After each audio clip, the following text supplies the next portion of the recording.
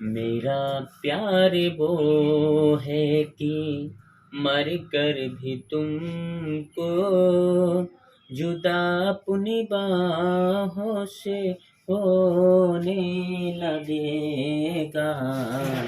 मेरा प्यार वो है कि मर कर भी तुमको जुदा अपनी बाहों से होने न देगा। मिली मुझको जन्नत तो जन्नत के बदले खुदा से मेरी जान तुम्हें मांग लेगा। मेरा प्यार वो है। बहुत बहुत शुक्रिया दोस्तों। आइए आज हम जो है राज की बात कर रहे थे, राज की परिभाषाओं की बात कर रहे थे। फिर हमने जो है राज के 4 तत्व बताए थे और हमने कहा कि गिलक्राइस्ट और गार्नर की जो परिभाषा है राज्य के संदर्भ में वो बेस्ट है, वही सबसे ज्यादा मानी जाती है। ठीक है, तो हमने कहा गार्नर ने 4 तत्व की बात कही थी। कौन कौन से देखिए, हमने कहा था आपको इस तरीके से। हमने कहा पहला तो आप भूभाग की बात करते हैं, भूभाग की बात करते हैं। दूसरा जनसंख्या,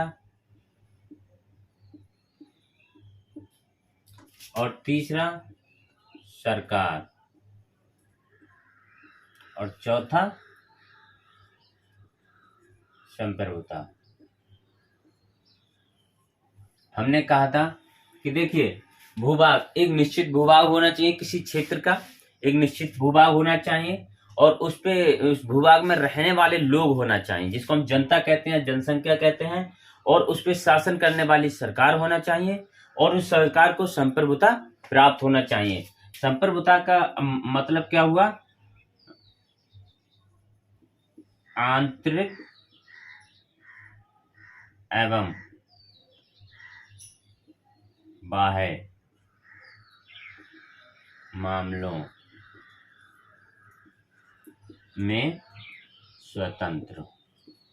आंतरिक और बाह्य मतलब बाहर के मामलों में स्वतंत्र हो, किसी का दबाव ना हो, अपनी इच्छा के अनुसार सरकार शासन कर सके। सरकार को संप्रभुता प्राप्त होना चाहिए। जैसे हमने बताया, मान लीजिए कि निश्चित क्षेत्र है, कोई भी निश्चित क्षेत्र मान लीजिए, अपने घर से ले लीजिए, चाहे आपका एक रूम है, उस पर उसका एक निश्चित सीमा होती है, बाउंड्री होती है, तो उसको हम बोल देते हैं भूभाग या निश्चित क्षेत्र। भूभाग है ये, ठीक है, निश्चित क्षेत्र है ये। इसमें रहने वाले लोग, जनसंख्या, जिसको हम कहते हैं जनसंख्या या जनता, और इस पर शासन करने वाली कौन होती है? सरकार। हमने कहा सरकार, जैसे आप अपने घर से अगर बात करते हैं तो अपने आप घर समझ लीजिए, अपने परिवार को जनसंख्या समझ लीजिए, सरकार को अपने किसी बड़े सदस्य को समझ लीजिए, अपने घर के परिवार के किसी बड़े सदस्य को, चाहे पापा हो, मम्मी हो, चाहे दादाजी हो, कोई भी हो, उनको समझ लीजिए आप। और उनको क्या हो? संप्रभुता प्राप्त हो, उनको संप्रभुता प्राप्त हो। कहने का मतलब ये है, अगर आप घर की बात करते हैं तो आपके घर के किसी पड़ोसी से ना पूछना पड़े कि सरकार को, मतलब आपके पापा या डैडी कुछ भी, सॉरी ये मतलब ब्रैकेट में पापा कर दी, तो आपके पिताजी जो हैं, आपके पिताजी को क्या है? आपके पिताजी को,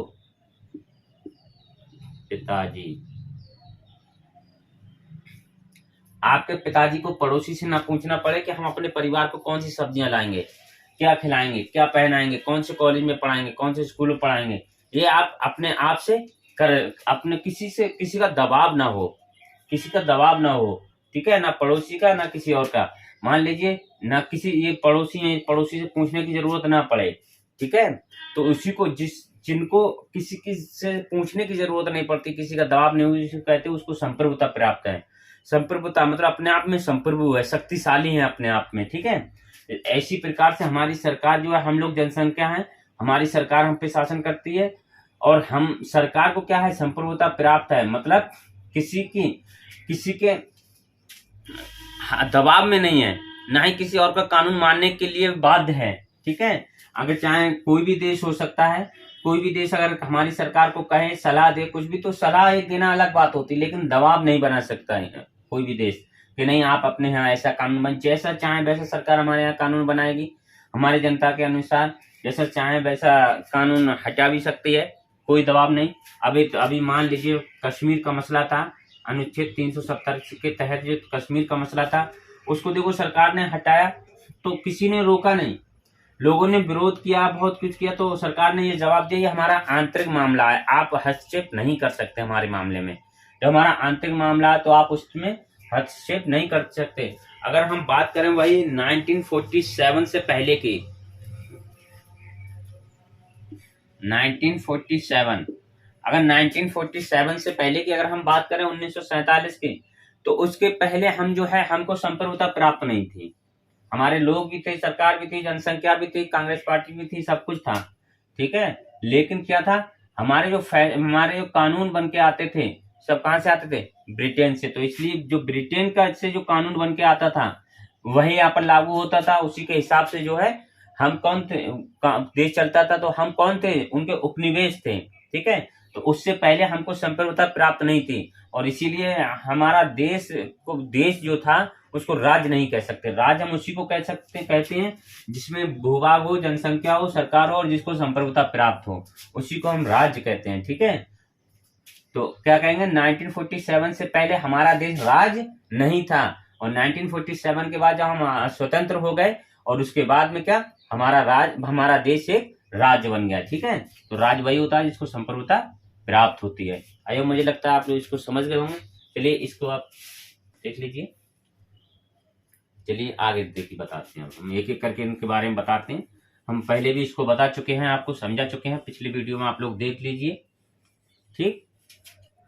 देखिए अब हम बात करते हैं जनसंख्या की। पहले हम जनसंख्या की बात कर लेते हैं।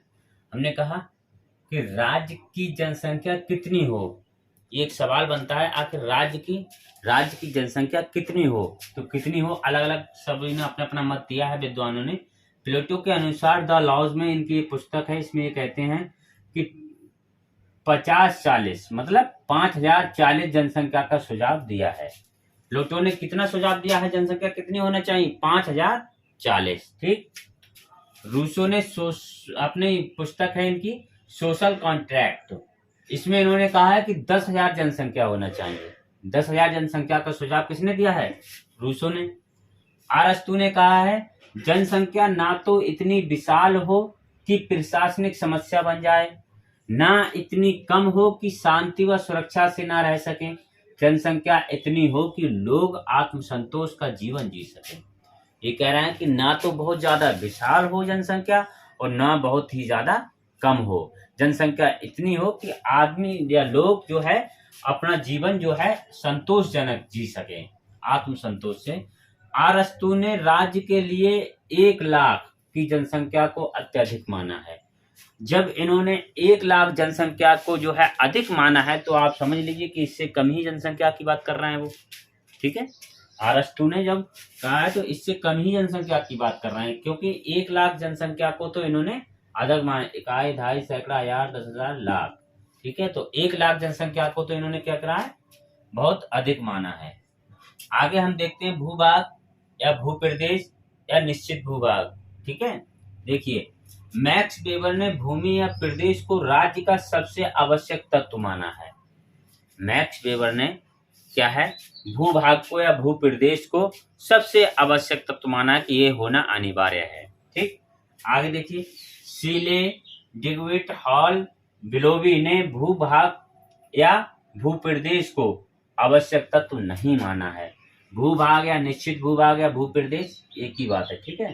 तो इन्होंने क्या कहा, इन लोगों ने, सीले ने और डिग्विट ने, हॉल ने और बिलोवी ने भूप्रदेश को आवश्यक तत्व नहीं माना है, ठीक है। आगे देखिए प्लेटो और अरस्तु छोटे भूप्रदेश या भूभाग वाले राज्य के पक्ष में थे। जो प्लेटो थे और अरस्तु दोनों गुरु चेला हैं, तो ये क्या है, ये जो है अपने जो है छोटे छोटे भूप्रदेश के पक्ष में थे, ठीक है।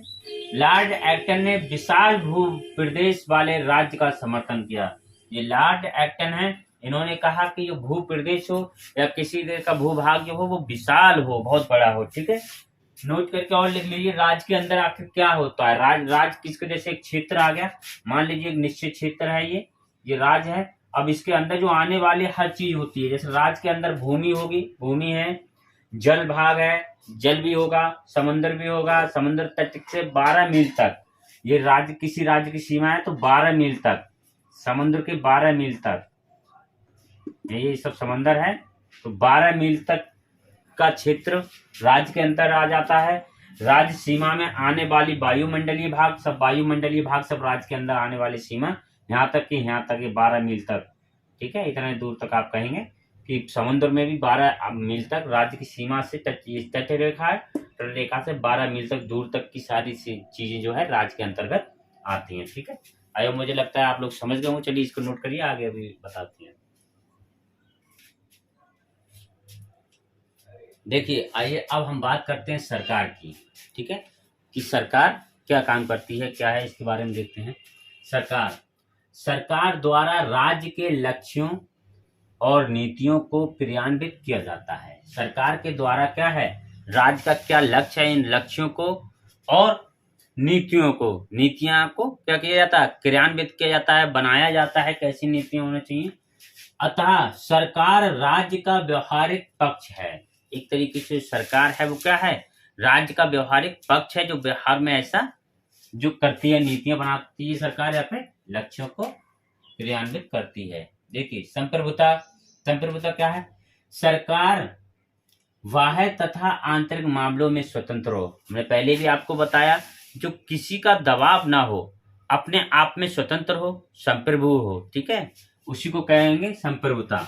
संप्रभुता राज्य की सर्वोच्च शक्ति है। जो संप्रभुता है वो राज्य की सर्वोच्च शक्ति है। सबसे बड़ी शक्ति क्या है, संप्रभुता, ठीक है। लास्की के अनुसार राज्य अपनी प्रभु सत्ता के कारण ही अन्य मानव संघों से भिन्न है। राज्य के पास संप्रभुता है और संप्रभुता के कारण ही मानव के बहुत सारे संघ हैं, उनसे सबसे अलग है, ठीक। आइए आगे देखिए, गैटल क्या कहते हैं। गैटल के अनुसार प्रभु सत्ता ही राज्य का असली तत्व है। ये कहते हैं कि प्रभु सत्ता जो है, इसको प्रभु सत्ता का मतलब कि संप्रभुता, जो संप्रभुता है वही राज्य का क्या है, असली तत्व है। संप्रभुता ही राज्य का असली तत्व है। अब देखिए, राज्य का स्वरूप के बारे में थोड़ा और जान लीजिए, ठीक है। राज्य के हम डेफिनेशन आपको बहुत कुछ बता चुके हैं। कुछ और लोगों ने इन्होंने क्या कहा है राज्य के बारे में। प्लेटो के अनुसार राज मानव विवेक का प्रकटीकरण है। ये कह रहा है कि मानव ने अपने विवेक से प्रकटीकरण का मतलब प्रकट किया है या बनाया है, मानव ने अपने विवेक से बनाया है, ये प्लेटो कहते हैं। अरस्तु के अनुसार राज सद्गुणी जीवन की प्राप्ति का माध्यम तथा समुदायों का समुदाय है। ये कह रहे हैं राज जो है सद्गुणी जीवन की प्राप्ति का माध्यम है तथा समुदायों का समुदाय है। ये कहते हैं समुदायों का समुदाय है।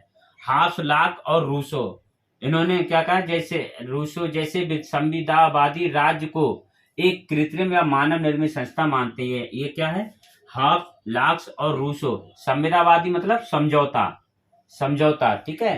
राज्य को एक समझौतावादी मानते हैं, कृत्रिम या मानव निर्मित मानते हैं कि मानवों ने कृत्रिम या मानव, ठीक है। तो मानवों ने क्या किया है, कृत्रिम जो मानव निर्मित होता है उसी कृत्रिम कहते हैं। तो मानवों ने क्या किया है, लोगों ने क्या किया है, एक समझौता किया है और तब राज्य की उत्पत्ति हुई थी। इन तीनों लोगों का ये कहना है। वर्ग के अनुसार राज ऐतिहासिक विकास का परिणाम है। ये कहते हैं कि राज एक ऐतिहासिक विकास का परिणाम है। बहुत इतिहास से उठा के चले आएंगे आप, तो धीरे धीरे करके राज्य का निर्माण हुआ है, ठीक है। इस तरीके से आप इसको देख लीजिए। और आज जो है राज्य का टॉपिक जो हमारी डेफिनेशन थी, परिभाषाएं थी, आज समाप्त हो चुके हैं और इसके बाद में अगला टॉपिक आपका चलेगा। चलिए, आई होप, मुझे लगता है अब आप लोग समझ गए होंगे। अब आज इतना ही काफी है। इसके बाद में हम राज्य की उत्पत्ति के विभिन्न सिद्धांतों की बात करेंगे, ठीक है। राज्य की उत्पत्ति कैसे हुई, एक एक करके हम सारे टॉपिकों को देखेंगे, ठीक है। चलिए, बहुत बहुत शुक्रिया। जय हिंद।